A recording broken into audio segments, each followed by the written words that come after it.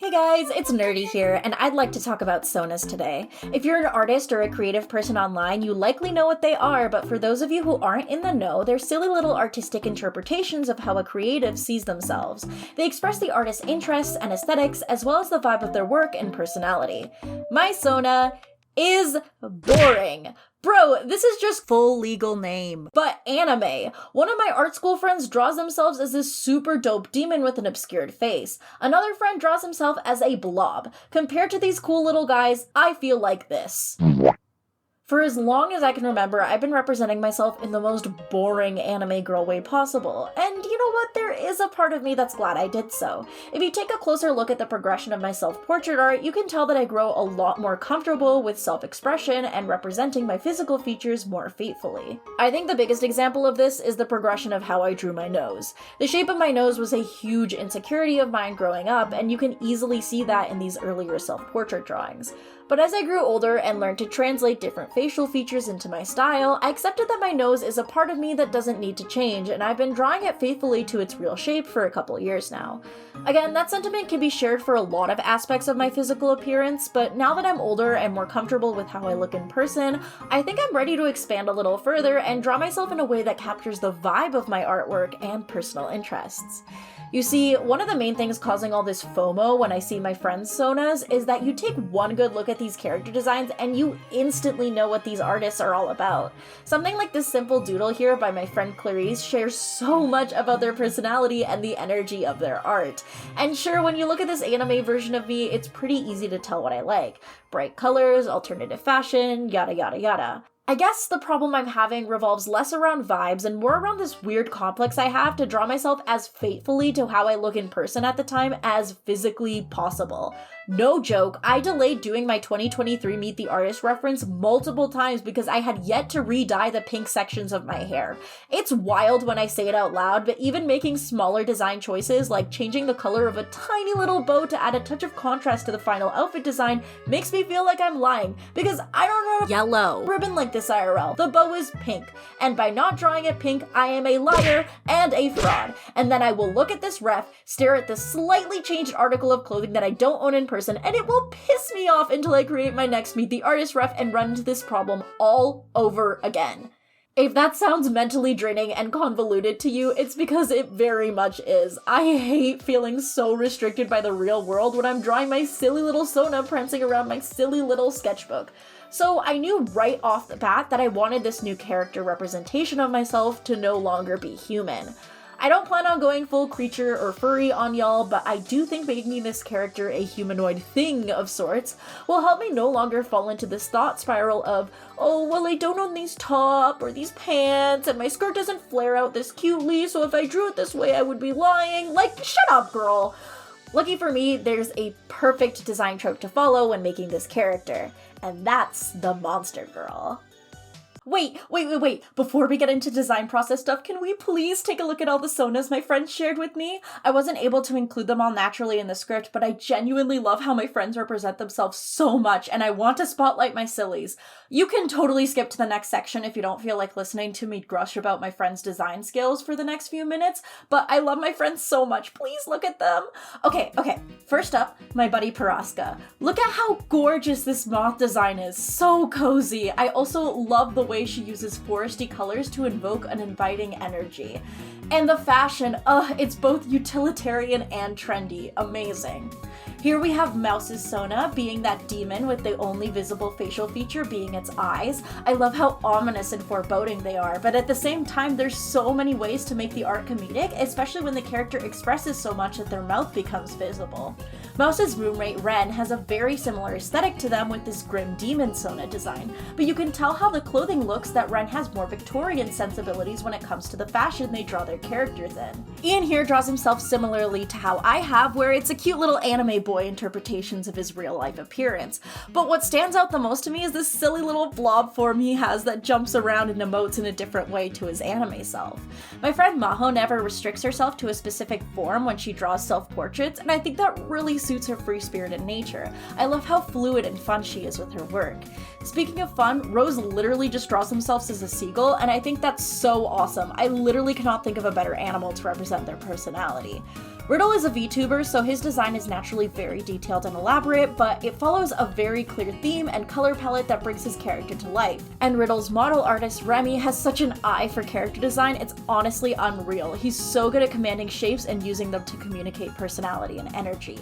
Anyways, I love my friends and I would honestly gush about them for longer, but I should definitely move on to the actual point of this video, but they give me so much inspiration. I will include links to all of their social media pages here in the description for you to check out and support. Please look at my friends' stuff, and while you're at it, if you want to subscribe to my channel, that would really help me a lot, but you guys don't have to do that if you don't want to, you don't need to. I really need to get back to Monster Girls. Let's talk about Monster Girls now. I love me a good Monster Girl design, and I can make silly excuses for the way things look because bro, that's just a little monster. They can have whatever fucked up non-utilitarian feature. They're silly! I've been doodling all sorts of monster hybrid creatures for a really long time. They're a fun way to bend and push anatomy, and you can really tackle this design idea from multiple different angles. Personally, I've always preferred the cute pinup type angle, which really comes out in these sticker designs I made during art school. But of all the monster girls out there, there's one that reigns supreme in my eyes. The creme de la creme, the bringer of joy, the fiche, the mermaid. Mermaids and fish hybrid designs are a massive fixation of mine. I am very passionate and picky about how these designs are tackled too. I've never quite liked mermaids that follow the Ariel conventions of designs where it's a regular hot woman with a seashell bra and tail. To me, that's boring as hell. In contrast, the Undines of the world, the Laguna Blues, they are everything to me. I've been turning my faves into mermaids for many years now, and even when the designs are cute, I still love to include slightly monstrous features like fin ears, scales everywhere, and sharp teeth. It's simply more fun that way. Hell, my AP art concentration in high school was just me geeking out about different sea creatures by taking their features and turning them into different monster girls. There is no other creature I want my SONA to be. It's time to reject humanity. Embrace fiche.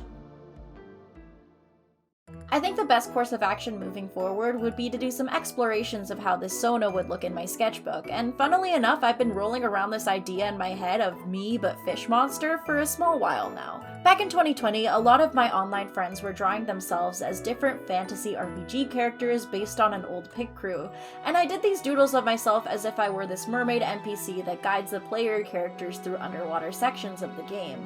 I found that idea to be really cute, but I'm not a huge high fantasy girly, so unfortunately the idea didn't stick with me.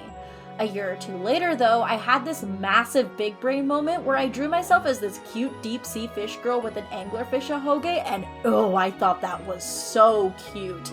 I don't know why I never did anything with this design idea. It's so fun and it's so me, and it's literally been living in the back of my head rent-free for like 3 years. During one of my sad little mopey moments of, my SONA's so boring, whoa, what do I do?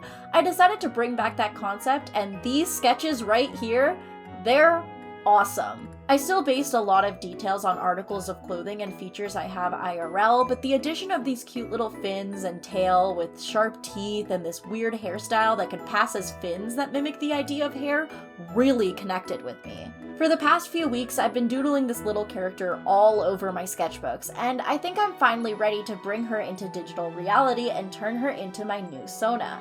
And how are we gonna do that? New Meet the Artist ref, baby! No lie, I've been doing these refs consistently for almost a decade now to keep track of the progress in my work, and I'm really attached to all of these as an archive of who I was at different points in my life.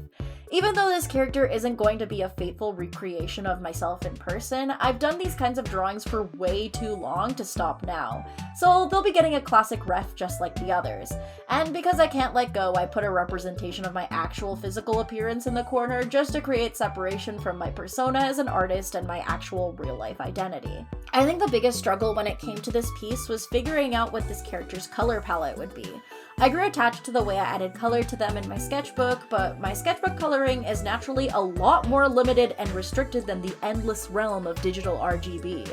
I was playing around with the value contrast of different bits and pieces even after I considered the drawing complete, but in the end I think I did come up with something I'm happy with. The best part about being an artist though is that you're always learning and changing, so I don't think this first iteration will be the final set-in-stone version of this character. Even so, I want to highlight all the little features of this character that make me very happy. 1. The teeth shoes.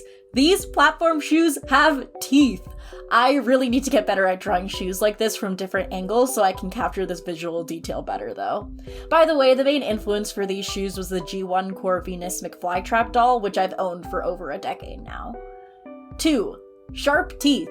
I just really like giving fish/mermaid characters some crazy canines, and I'm glad my SONA has them too. 3. H2O necklace. Yes, I gave my SONA Cleo's locket from H2O Just Dead Water. I'm obsessed with that show, it's everything to me. 4. The sweater. This is based on an article of clothing I actually own and practically live in during the colder months. It is my at-home staple, and chances are I am likely working on editing this video in that sweater right now. I'm actually wearing it right now as I'm recording this. 5. Angler lure antenna. This stupid little feature legitimately has stuck with me for so long, and I'm so happy to finally bring it to life in a proper character design. 6. Last one, I promise. The hair! I love how this final hair/fin style came out, specifically these stupid little fin twin tails that emote with the character. It's such a fun way to add an extra level of expression, and I love how ambiguous these shapes are. Like, if I want, I can genuinely make them low twin tails with real hair for more detailed drawings, but I can also just reduce this little guy to our most basic shapes and have these stupid little fins. It's such a fun and freeing thing to have this loose character design feature that I can play with however I want, and I can't wait to see how this character will evolve as I draw them more. I am genuinely so happy with how this design ended up. I can't wait to keep expanding on this concept and continue freeing myself through the art I create. My main goal with my work is to make the people who view it feel a sense of joy, and if I don't feel any joy myself from making these silly little drawings, how in the hell are other people going to feel it too? This is honestly a super self-indulgent video, and I'm not sure it will do all that well given that the performance of my other art-related videos is pretty low, but if you're here now and enjoyed the video, I would love to hear your thoughts on this character design in the comments below. And if for any reason you feel like drawing this character, the ref should be up on all of my social media pages by the time this video is up, and please tag me if you do draw them. I want to see the silliness so bad, and that goes for any other character I've shared online, including the bitch I used as a placeholder mascot until I got my shit together SONA-wise. I refuse to abandon Mitzi, by the way. I've declared them the mascot of my online storefront, and I'm very happy with that. The whole point of their character design is that they're a massive Oshi, so it works really well for the merch I like to create. If you were around for my art fight streams and really enjoyed Mitzi, I promise you they're not going away. I love that design way too much for that. But yeah, please do consider supporting my work as I continue to try making this weird job of working as a freelance artist actually work out for me. I promise I have more videos planned for this year, and I really hope you will enjoy them and stay tuned for what I have in store. With that though, thank you so much for watching, and I'll see you in the next video, whatever the hell that may be. Bye!